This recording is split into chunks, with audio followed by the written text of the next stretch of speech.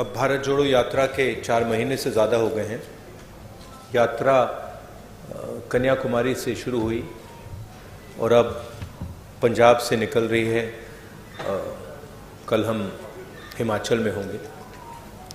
यात्रा का लक्ष्य हिंदुस्तान में जो नफ़रत फैलाई जा रही है, हिंसा फैलाई जा रही है, उसके खिलाफ खड़ा होना। जो बेरोज़गारी बढ़ती जा रही है, जो महंगाई बढ़ती जा रही है और जो इनकम इनइक्वालिटी बढ़ती जा रही है, उसके खिलाफ हमने ये यात्रा शुरू की और बहुत सफल यात्रा रही है। 2 आंकड़े मुझे आज मिले हैं, मैं आपको बताना चाहता हूँ इनकम इनइक्वालिटी के बारे में। हिंदुस्तान के 21 सबसे अमीर लोगों के पास उतना ही धन है जितना 70 करोड़ हिंदुस्तानियों के पास है, पहला आंकड़ा।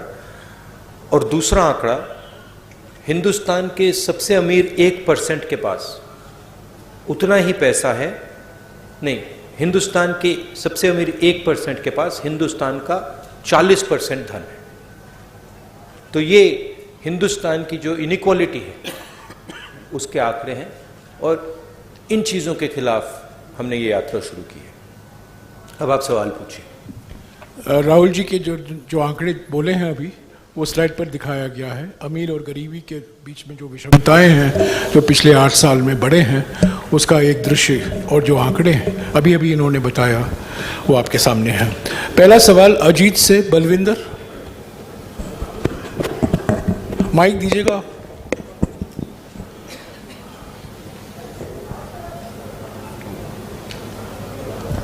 अगर बलविंदर नहीं है, जगबानी से विजय नागला।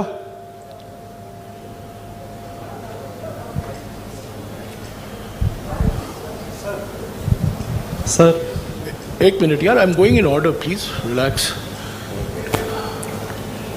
सर, जो आपका प्रयास है लोगों को जोड़ने का, वो एक प्रशंसनीय कदम है और मैं चाहता हूं कि जो ईवीएम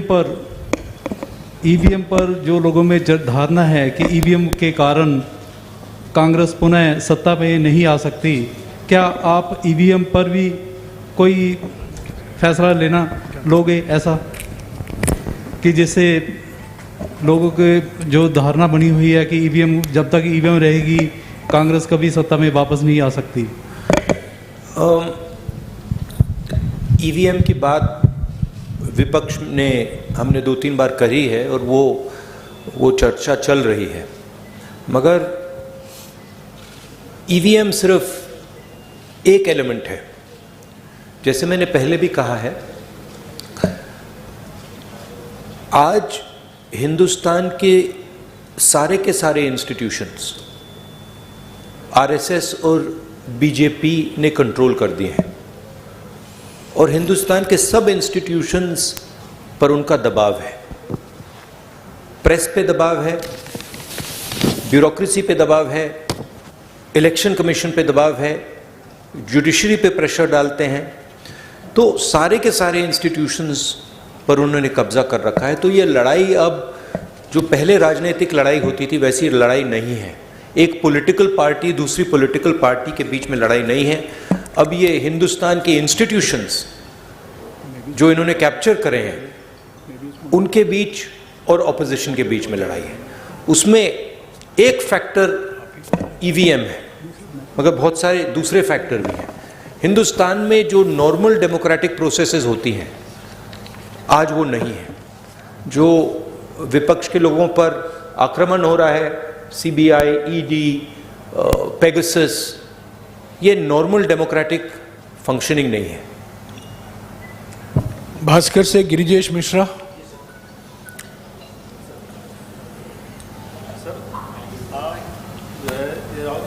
कहते रहे कि यह यात्रा सियासी नहीं है, नफरत, बेरोजगारी।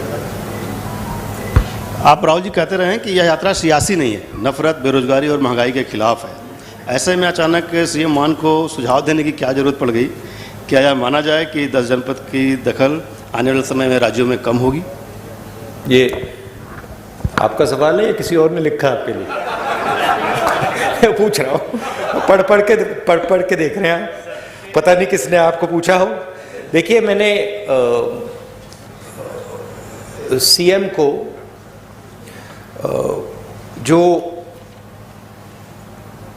पंजाबी कल्चर है, जिसको मैं अच्छी तरह समझता हूँ, जो पंजाबी हिस्ट्री है, उसके बारे में मैंने उनको प्यार से बताया है। पंजाब को पंजाब से ही चलाया जा सकता है, ये हिस्टोरिकल फैक्ट है, ये कोई नई बात नहीं है। और अगर पंजाब को दिल्ली से चलाया जाएगा तो पंजाब के लोग उसको एक्सेप्ट नहीं करेंगे और रिएक्ट करेंगे। ये राजनीतिक बात नहीं है, ये फैक्ट है। अमर उजाला से सुरेंद्र ये जो पाल। पंजाबी प्राइड है, जो पंजाबी सेल्फ बिलीफ है, कॉन्फिडेंस है, प्राइड है, वो इस चीज को कभी एक्सेप्ट नहीं करेगी। और इसको हमने जनरली कांग्रेस पार्टी में हमने इसको रिस्पेक्ट किया है। अमर उजाला से सुरेंद्र पाल। राहुल जी, मेरा आपसे सवाल है कि कुछ दिन पहले केंद्रीय गृह मंत्री अमित शाह जी ने कहा है कि हम 1 जनवरी 2024 में राम मंदिर जो है भक्तों के लिए खोल देंगे। तो एक फिर वो देश जो है 2024 में चुनाव भी है, polarisation, definitely they will take advantage for the polarisation of vote, जैसे आपकी और आपकी टीम कहती है। How will you face that wave and what is your strategy? They will divide the country, they will spread hatred in the country. हम नफरत के बाजार में मोहब्बत की दुकान खोलते जाएंगे। बहुत सारी दुकानें खुल रही हैं मोहब्बत की, तो हम ये अपना काम करते जाएंगे, वो उनका काम करेंगे। हिंदुस्तान की जो संस्कृति है, हिंदुस्तान का कल्चर है, भाईचारे का है, मोहब्बत का है, जीत मोहब्बत की होगी। ट्रिब्यून से दीप कमल। राहुल जी, माय क्वेश्चन, हाँ जी, in 2022 many leaders from Congress have gone to BJP, and do you think there's a leadership crisis left in the party, and what role do you think Mr. Sidhu will have once he's out of his judicial custody? I think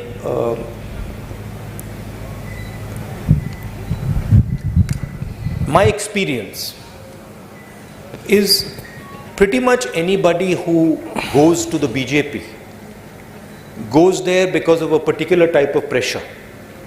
Okay, it's a hidden pressure, you can call it. It is generally a result of, pressure from the CBI, pressure from the ED, pressure from cases, pressure from corruption. So we are quite happy that these type of people are not in the party anymore. And I think as far as the party is concerned, what I've seen on the street is tremendous enthusiasm, extremely dynamic workers, and a mix of senior and young leaders. So what I see in the Congress party is extremely capable leadership all the way from the top to the worker level. So I'm not worried about that. In fact, I'm quite happy that some of the sort of riffraff has gone somewhere else. Hindustan Times से Harpreet Kaur. No supplementary, please, madam. Please sit down. Harpreet Kaur. Everybody will have a role. Everybody will have a role to play. We are a democratic party. We like to involve all people and function together. Hindustan Times से हरप्रीत कौर नहीं आई है, आई है। I want to ask about the security lapses during your yatra. Even today we heard that there was some lapse. So what you have to say about that? What lapse was there today? Somebody came from the crowd. Someone came to hug me. I don't know why you're calling that a lapse. I think the person was, he was checked by the security people. He was a bit overexcited. It's not a problem. It happens quite often. The PCC president has already issued a statement on this incident, which you call a lapse. It's not a lapse. Indian Express, Navjeevan Gopal. There's quite a lot of enthusiasm in the yatra. Many people get overexcited, and that was a case where he was a bit extra charged up. So there's no problem. It's happened many times before. I wouldn't call that a security lapse. Indian express से नवजीवन Gopal. Hi. Opposition parties like Akali Dal, they are raising questions on your visit. I mean, they want you to apologize for the 84 thing, Operation Blue Star and riots. What do you have to say on this? Prime Minister Manmohan Singh, on the floor of the House, has made his position and the Congress Party's position very clear. Congress President Sonia Gandhi ji has also done that, and I fully endorse what Prime Minister Manmohan Singh ji said, what Sonia Gandhi ji said, and also I have also made my stance abundantly clear in the past. रोजाना spokesman से Charanjit Singh. Sir, किसानों की बात करते हैं। 3 खेती कानून आए, ठीक है, वो वापस ले लिए मोदी जी ने, लेकिन अगर किसानों की आय कम हो रही है, अगर दुगनी नहीं हुई 22 तक, तो आपको क्या लगता है कि किस चीज़ में समर्था है कि जो किसानों की आय को आगे लेके जा सकती है, और इसका हल क्या था? देखिए, किसानों पर नॉन स्टॉप आक्रमण हो रहा है, और एक जगह से नहीं हो रहा है, मल्टीपल एंगल से हो रहा है, और जो उसको प्रोटेक्शन मिलनी चाहिए वो प्रोटेक्शन उसको नहीं मिल रही है। यूपीए के समय हमने प्रोटेक्शन दी थी, कर्जा माफ किया था, एमएसपी थी, अलग अलग हमारे अप्रोचेस थे, मगर मैं ये भी कह सकता हूं कि शायद हमने भी जितना करना था हमने नहीं किया, उससे ज्यादा करना चाहिए था, क्योंकि किसान देश को भोजन देता है। भैया थोड़ा हट जाइए। देश को भोजन देता है, वो देश की एक प्रकार से रीढ़ की हड्डी है, और एग्रीकल्चर पे बाकी चीजें बिल्ड हो सकती हैं। तो चाहे हमारी यहाँ सरकार आए, चाहे यूपीए जैसी सेंटर में हमारी सरकार आए, किसान will be our central focus. उसकी हम प्रोटेक्शन करेंगे। हमने न्याय योजना की बात की थी, जो मिनिमम इनकम गारंटी सबसे गरीब लोगों के लिए, वो किसानों को, गरीब किसानों को मिलेगी। तो हमारा विजन एग्रीकल्चरल सेंट्रिक है, और हम चाहते हैं कि एग्रीकल्चरल सेक्टर में टेक्नोलॉजी जाए, कोल्ड चेन्स बने, एग्रीकल्चरल स्ट्रक्चर में जॉब्स क्रिएट हो। तो हमारी स्ट्रेटजी का सेंट्रल पीस है। प्राइम एशिया से नंदप्रीत सिंह। राहुल जी, आपने इस यात्रा के दौरान सबसे बड़ा अटैक एक तो बीजेपी पे किया है और दूसरा मीडिया पे किया है, 4th पिलर है डेमोक्रेसी का। इस पे मेरा सवाल ये है कि मान लीजिए कांग्रेस सत्ता में आती है और आप प्रधानमंत्री बन जाते हैं, तो जो ये नेशनल टीवी पे जो आजकल जिसको आप गोदी मीडिया का नाम देते हो, तो उस पर हिंदू मुस्लिम का एक चलता है, आप बोलते हो कि भारत को बांट रहे हैं वो, तो क्या आप उस पर रोक लगाएंगे? और क्या आप बोल रहे हो कि मीडिया गुलाम है, क्या आप भी उनको अपना गुलाम बना लोगे फिर?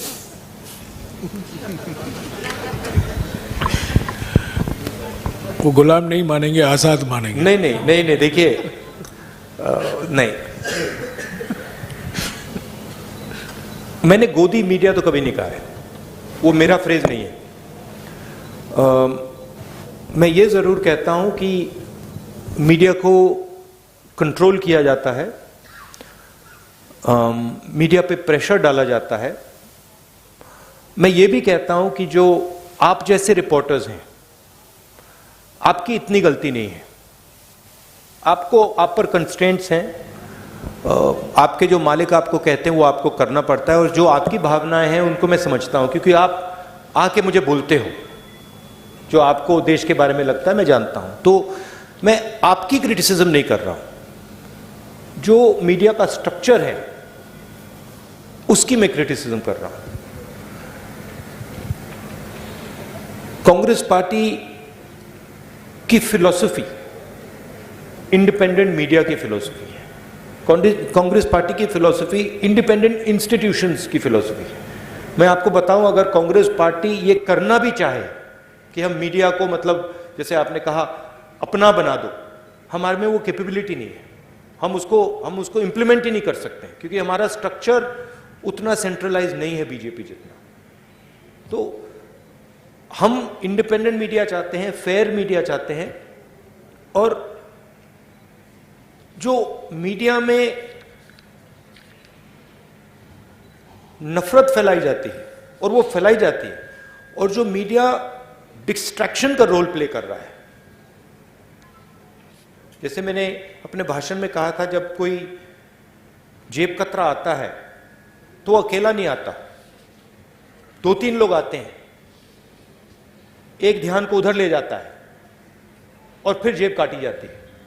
तो इनएडवर्टेंटली वो आप रोल प्ले कर रहे हो, आप लोग नहीं, बट आपका जो स्ट्रक्चर है, आप लोग डिस्ट्रैक्ट करते हो। आप लोग कहते हो देखो हिंदू मुस्लिम, ऐश्वर्या राय, शाहरुख खान, बॉलीवुड, तेंदुलकर, उधर देखो, और इधर मतलब किसान की लूट हो रही है, छोटे व्यापारी मारे जा रहे हैं, इनइक्वालिटी बढ़ती जा रही है। तो आपका रोल डिस्ट्रैक्शन का रोल है, आपका रोल वॉचडॉग का रोल होना चाहिए। जैसे हमने ये जो आंकड़े लगाए हैं, इसके बारे में आपने कोई सवाल ही नहीं पूछा। एक्चुअली ये सबसे जरूरी सवाल है, ऐश्वर्या राय से, शाहरुख खान से, ये जरूरी सवाल है, मगर आप लोग ये पूछते नहीं हो। आपकी गलती नहीं है, शायद आप पूछते, अगर आपको छूट दी जाती है आप पूछते, but your role is that वो watch dog. And what are the type of issues you should be raising? Farmers issues, employment issues. अखबार में एम्प्लॉयमेंट की बात तो पढ़ने को नहीं मिलती, स्मॉल स्केल इंडस्ट्रीज की बात तो सुनाई नहीं देती। लुधियाना में जो मतलब पूरा इंडस्ट्री खत्म हो गई, उसके बारे में सुनाई नहीं देता। तो that is the type of media we would like, a media that puts pressure on the government on key issues. You are for a Congress government, you are feedback channel. We want you to give us pressure on important things, on things like income inequality, on things like hatred, on things like anger, on things like farmers, on things like unemployed youngsters. That's your role, and that's the role we would like you to play. Not किसी ने मुझे बहुत मजेदार कहानी बताई, मैं पता नहीं बोलना चाहिए, नहीं छोड़ो। एबीपी सांझा से अनुजा शर्मा। बताइए। नहीं, अभी समय वक्त नहीं है, प्लीज बोलने दीजिए, सवाल करने दीजिए। या अनुजा। सर, भारत जोड़ो के लिए आप चल रहे हैं, भारत जोड़ो यात्रा कर रहे हैं, क्या कांग्रेस परिवार को जोड़ने के लिए भी आप आगे हाथ बढ़ाएंगे? वरुण गांधी आपके भाई हैं, क्या उनसे भी मिलकर चलने की बात की जाएगी? आप पहल करेंगे उनसे मिलने की? क्योंकि पानीपत में आपने एक स्टोरी सुनाई थी कि 2 भाई जो बहुत देर से बात नहीं कर रहे थे वो भी मिल गए। आप वरुण गांधी से मिलेंगे? देखिए, वो बीजेपी में हैं, शायद अगर वो यहाँ चलेंगे उनको प्रॉब्लम हो जाएगी, मगर मेरी विचारधारा उनकी विचारधारा से नहीं मिलती। मेरी विचारधारा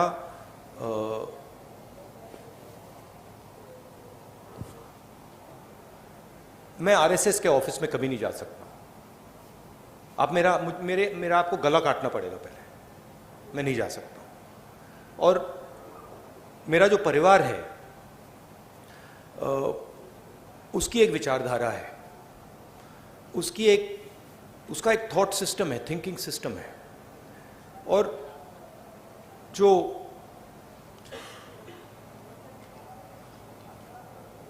वरुण है, उन्होंने एक समय, शायद आज भी, उस विचारधारा को अपनाया और उस विचारधारा को अपना बनाया। तो मैं उस बात को एक्सेप्ट नहीं कर सकता। मैं जरूर प्यार से मिल सकता हूं, गले लग सकता हूं, मगर उस विचारधारा को मैं एक्सेप्ट नहीं कर सकता, कर नहीं सकता, इम्पॉसिबल है मेरे लिए। वो अलग रिश्ते होते हैं। बट मेरा पॉइंट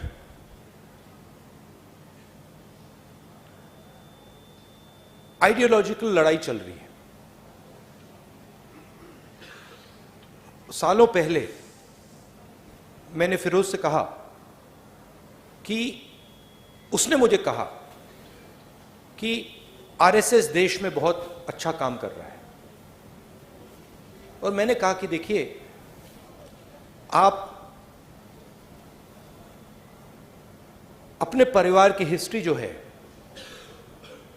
उसको आप थोड़ा पढ़िए और उसको आप समझिए, क्योंकि जो आपने मुझे बोला है, अगर आपने अपने परिवार की विचारधारा समझी तो आप ये कभी नहीं बोल सकते मुझे। पंजाब तक से अर्शदीप, बट कोई नफरत या ऐसी कोई बात नहीं है। जनेंद्र प्लीज, पंजाब तक से अर्शदीप। सत श्री अकाल सर, ड्रग्स पंजाब में एक बड़ा इशू है। 2017 में कांग्रेस ने इस पे बड़ा वादा किया, लेकिन पूरा नहीं हुआ, उम्मीदें टूटी, घर बर्बाद हो रहे हैं, अभी भी यही सिचुएशन है। तो अब दोबारा से पंजाब के लोगों को कैसे यकीन दिलाना चाहते हैं कि कांग्रेस जो है इस इशू पर काम करेगी? नहीं, सबसे पहले हमने सरकार में ड्रग्स में काफी काम किया। पंजाब की मेन इशू अनएम्प्लॉयमेंट की इशू है, और जो किसानों को डिस्ट्रेस हो रहा है वो 2 सेंट्रल इश्यूज हैं, और उसमें से ड्रग्स की इशू पैदा होती है।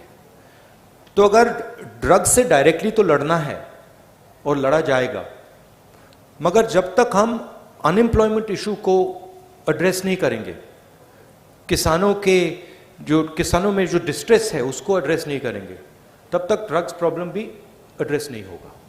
तो कंबाइंड तरीके से करके ये काम किया जा सकता है। पंजाब को, सचमुच में पंजाब को एक नए विजन की जरूरत है, और अगर मेरी पंजाब की सरकार के बारे में शिकायत है तो वो है कि उन्होंने पंजाब ने उनको एक अपॉर्चुनिटी दी। अपॉर्चुनिटी पंजाब को विजन देने की दी, और सरकार पंजाब को विजन दे नहीं पा रही। मैं पूछ रहा हूं लोगों से कि भाई, आम आदमी पार्टी ने क्या किया, क्या विजन दिया? तो उसका मतलब, और मैं कांग्रेस के लोगों से नहीं पूछ रहा हूं, मैं आम लोगों से पूछ रहा हूं, क्या मतलब आपको क्या लगता है? और रिस्पॉन्स यूनिवर्सली आ रहा है कि जो हमारी एक्सपेक्टेशन थी वो तो पूरी नहीं हुई, और ये मतलब बातें करते रहते हैं, मगर कोई पंजाब को जो विजन मिलना चाहिए वो नहीं मिला है। तो रियली जब कांग्रेस पार्टी की यहां सरकार आए, एक लॉन्ग टर्म विजन पंजाब के लिए देना पड़ेगा, और उसमें किसान और जो हमारे स्मॉल एंड मीडियम इंडस्ट्रीज हैं वो सेंट्रल होना पड़ेगा। इंडिया टीवी से पुनीत शर्मा।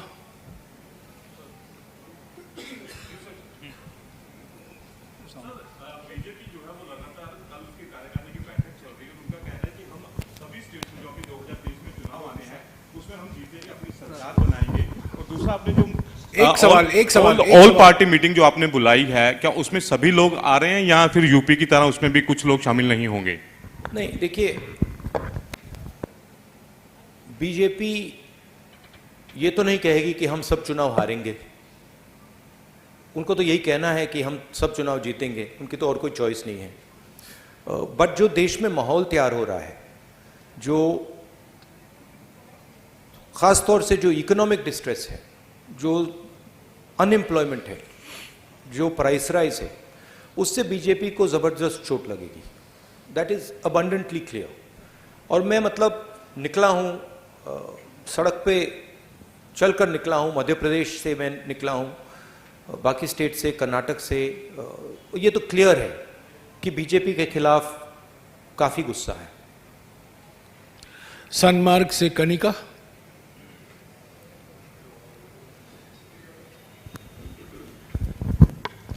सर मेरा सवाल ये है कि आप लगातार प्रेस कॉन्फ्रेंस में आरएसएस को घेरते आए हैं। आरएसएस द्वारा अभी मोहन भागवत ने एक बयान दिया 2024 के चुनाव से पहले, उन्होंने कहा कि भगवा ही हमारी पहचान है। तो इस बयान को आप किस तरह से देखते हैं? नहीं, जैसे मैंने कहा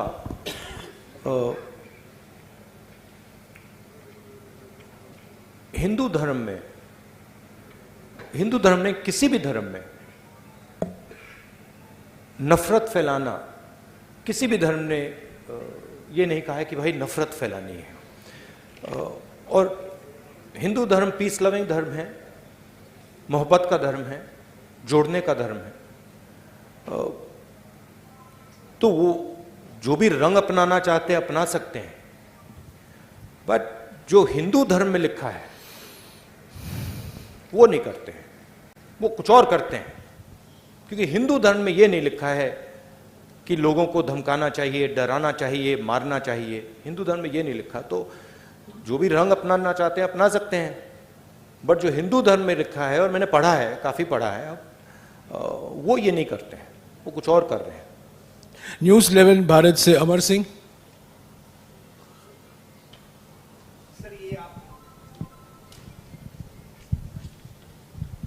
सर ये यात्रा आप कर रहे हैं और एक रिपोर्ट में ये कहा गया कि पूरे विश्व में सबसे ज़्यादा गरीब लोग जो है हिंदुस्तान में हैं, और आपके ओपनिंग रिमार्क में भी था कि अमीर लोग अमीर होते जा रहे हैं और गरीब लोग गरीब होते जा रहे हैं। क्या आप या आपकी सरकार आएगी तो इस पर कुछ करेंगे आप लोग, या फिर कोई ऐसा होगा कि जो पैरेलल हो जाए? नहीं, हमारी जब सरकार थी हमने रिकॉर्ड लोगों को, इस देश में रिकॉर्ड लोगों को गरीबी से निकाला था। Record what was the exact number Jairam? How many crore? 20 crore. 20 crore लोगों को हमने गरीबी से निकाला था, यूपीए की सरकार। उन लोगों को नरेंद्र मोदी जी ने वापस गरीबी में डाल दिया है। तो हमारी पॉलिसीज हिंदुस्तान को इकोनॉमिकली आगे बढ़ाने की होती हैं, मगर हमारी पॉलिसीज गरीब लोगों की रक्षा करने की भी होती हैं। चाहे वो मनरेगा हो, चाहे वो भोजन का अधिकार हो, चाहे वो ज़मीनी अधिकरण बिल हो, न्यामगिरी ट्राइबल राइट्स हो, तो हम प्रोटेक्ट करके लोगों को, देश को आगे ले जाते हैं। और मुझे लगता है कि हिंदुस्तान के सामने सेंट्रल प्रॉब्लम अनएम्प्लॉयमेंट का प्रॉब्लम है, जो स्मॉल और मीडियम इंडस्ट्रीज पर आक्रमण हो रहा है, जो किसानों पर आक्रमण हो रहा है, इसके कारण बेरोजगारी बढ़ रही है। तो हमें एक किसानों के लिए, स्मॉल और मीडियम बिजनेसेस के लिए की रक्षा करनी पड़ेगी और उनको बढ़ावा देकर ये जो बेरोजगारी है इसको मिटाना पड़ेगा। पंजाब टुडे से राजेंद्र सिंह।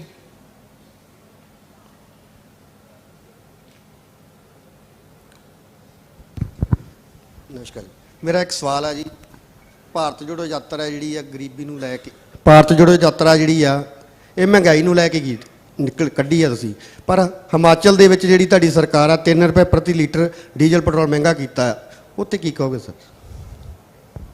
हिमाचल महंगाई को लेकर आपने यात्रा शुरू किया, लेकिन हिमाचल में 3 रुपए लीटर जो आपका पेट्रोल डीजल है वो महंगा है, उसको लेकर क्या नई सरकार? हाँ, तो देखिए हमारे सिस्टम में जो स्टेट होता है, जो चीफ मिनिस्टर होता है, उसको हम इंडिपेंडेंस देते हैं और उस पर हम जनरली उस पर हम दबाव नहीं डालते हैं। जैसे मैंने आपको पहले भी कहा था, जब यहाँ पे पंजाब का चीफ मिनिस्टर थे कांग्रेस पार्टी के, तो हम उनको जनरली इंडिपेंडेंस देते थे। हिमाचल प्रदेश में नई सरकार बनी है, थोड़ा उनको टाइम दीजिए, वो डेफिनेटली प्रो पुअर पॉलिसीज़ वहाँ पे लाएंगे, डेफिनेटली वहाँ पे प्रो किसान पॉलिसीज़ वो लाएंगे। डेली पोस्ट से Mandeep Singh.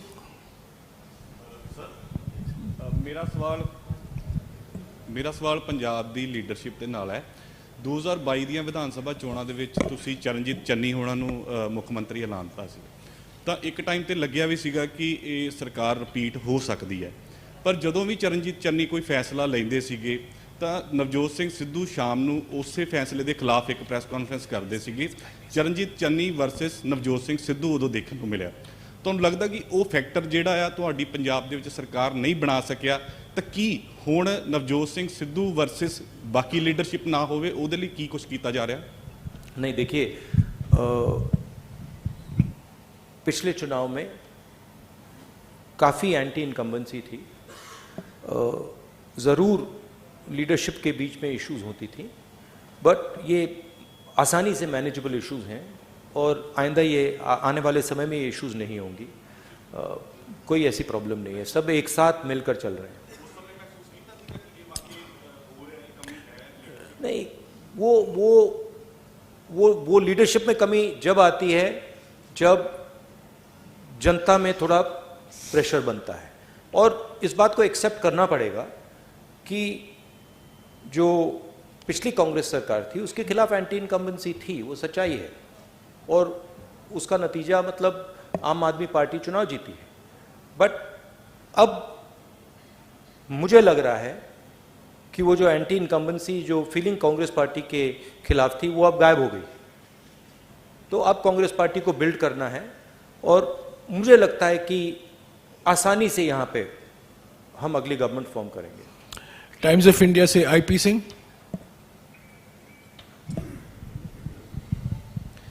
Yeah, Mr. Gandhi, it seemed that you were trying for, you spoke about Punjab, the Punjabi pride and its history. At the same time, it appeared that you were trying for reconciliation. Punjab and Sikhs had a bitter past with Congress and vice versa. You appear to be doing something to attempting a reconciliation. Would you do that, or do you think enough has been done for that reconciliation? Look, it's not, it's a question of affection. I have tremendous affection. I would even go further than affection and say I have tremendous love and affection for the people of Punjab, and in particular the Sikh community. Okay, so reconciliation is a small word. I have love and affection for the people of this state, and I have huge respect for the Sikh community, what they have done and what they're going to do in the future. It's an emotional statement, right? I think India would not be India had it not been for the Sikh community. You play a central role here. In many ways, you're a part of the backbone of this country, and that is something that I value tremendously. Newsbeen से Shalu Sharma, please. 5 minutes, 5-6 minutes. Hello sir, Shalu Sharma from Newsbeen. Sir, मेरा सवाल ये है कि क्या 3200 kilometre चलने के बाद राहुल गांधी नफरत की दीवार में सेंध लगाने में कामयाब हो पाए? ज़रूर हुए, और बहुत कुछ सीखने को मिला, बहुत कुछ देखने को मिला। अभी यात्रा ख़त्म नहीं हुई है, मगर यात्रा तो काफ़ी सक्सेसफुल रही है, और मुझे ये देखकर बहुत खुशी हुई कि इस देश में लाखों करोड़ों लोग जो बीजेपी की नफ़रत भरी आइडियोलॉजी है उसको एक्सेप्ट ही नहीं करते, और मोहब्बत की बात करते हैं, रिस्पेक्ट की बात करते हैं, भाईचारे की बात करते हैं। तो ज़रूर एक बीजेपी ने देश के सामने एक विजन रखा है, नफरत भरा हुआ विजन रखा है। यात्रा ने एक और दूसरा विजन दिखा दिया है।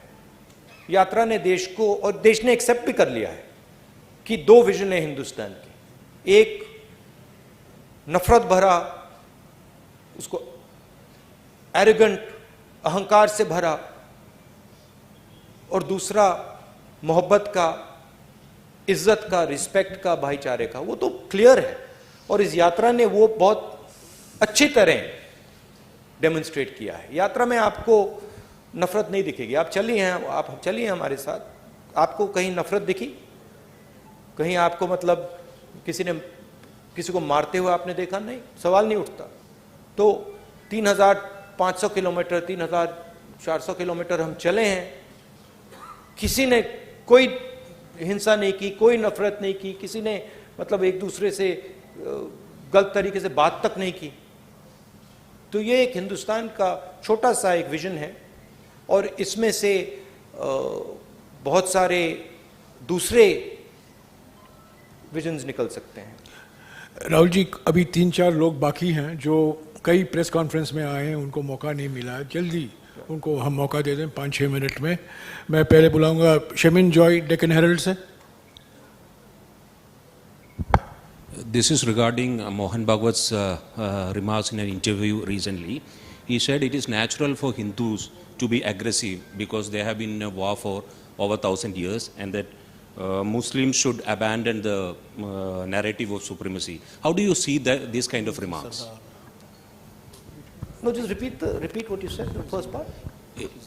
In a recent interview, Mohan Bhagwat has remarked that it is natural for Hindus to be aggressive because for the last thousand years they were in a war, and the Muslims have to abandon the narrative of supremacy. Right. So, what is your take on that? I don't know which Hinduism he's quoting. I've never heard this. I mean, I've read the Gita, I've read the Upanishads. I've never heard this that Hindus should be aggressive. Hinduism is all about observation, about self-observation, about understanding the self, about humility, about compassion. I have not read this. I don't know what he's talking about. Maybe he's not read these books. Maybe this is some other idea that he's picked up. But I have not read that, even Lord Ram felt compassion for Ravan. Even Lord Ram, when Ravan was dying, Lord Ram was gentle, was loving, was affectionate. So I don't know where this gentleman is getting these ideas. They're certainly not Hindu ideas. They are RSS ideas. They're not Hindu ideas. जी से अनमोल Gulati. Thank you Jairam जी। राहुल जी, पंजाब के अगर मुद्दों की बात की जाए तो पानी का मुद्दा पंजाब का ऐसा है जो काफ़ी लंबे समय से जिस पर सिर्फ सियासत हुई है। SYL के मुद्दे पे पंजाब के मुख्यमंत्री ने एक सॉल्यूशन दिया था, YSL। तो क्या आपको लगता है YSL जो की है ये सही सॉल्यूशन है? एंड एक छोटा सा साथ में एक सप्लीमेंट्री नहीं होगा छोटा सा? These are extremely complicated matters that are not to be discussed lightly in a press conference like this. The aim of this press conference is Bharat Jodo Yatra, and these are attempts at distracting the narrative, and I'm not going to respond to it. Sir, आपके दस्तार पे Soni Mishra from the Week, आपको जवाब मिल गया। Soni Mishra from the week.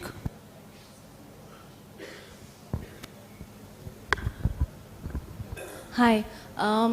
The yatra is about to reach its culmination, so I wanted to ask you, changed you and your party? I don't know. The yatra is about to arrive at its culmination. At one level, yes, that it's going to arrive in Srinagar. But for me, the yatra is a way of thinking. It's a way of acting. So for me personally, it will carry on.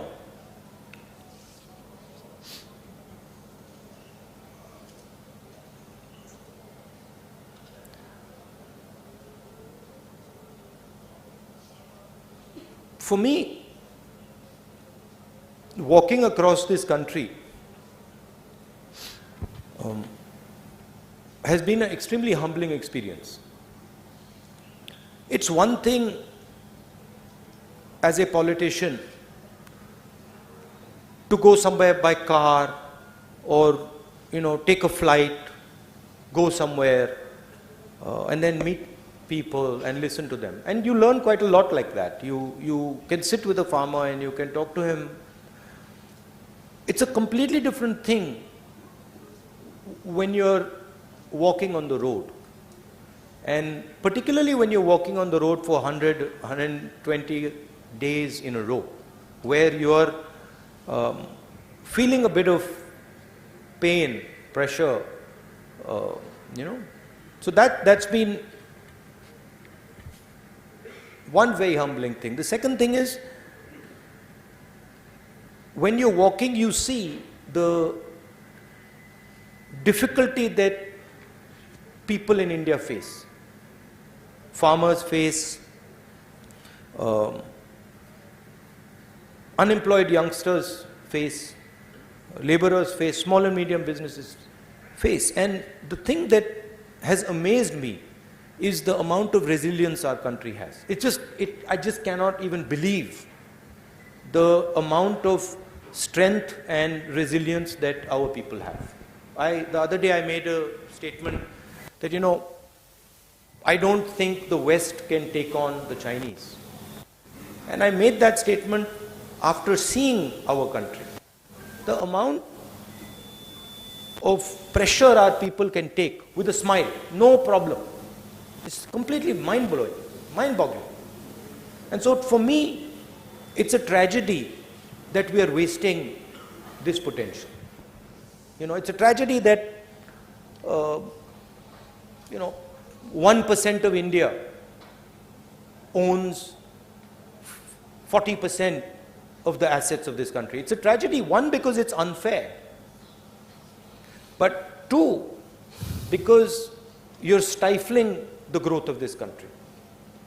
I met so many small and medium business owners. And I ask them a question, always. I'm like, listen, tell me something. Do you think you can become a 1,000 crore business or a 2,000 crore business or a 10,000 crore business? All of them say, no, it's impossible. We can't do it. Why not? We don't have the connections to do it. We simply cannot enter the political space. Doors are closed for us. We can't do it. There's an acceptance. But you can't build India like that. You can't, 20 people are not going to be able to build India. You need 10,000, 20,000, 30,000 solid business people to build this country. So we are heading into an accident, it's pretty clear. We are heading into an accident on the employment front. We are heading into an accident with the Chinese. We are heading into an accident on multiple fronts. And that to me is visible when I'm walking. शुक्रिया राहुल जी। जिनको मौका नहीं मिला है, आपको जम्मू में आमंत्रित हैं हम लोग। जिनको जम्मू में मौका नहीं मिलेगा, आप श्रीनगर में आइए। अभी राहुल जी आपके साथ फोटो खिंचाएंगे।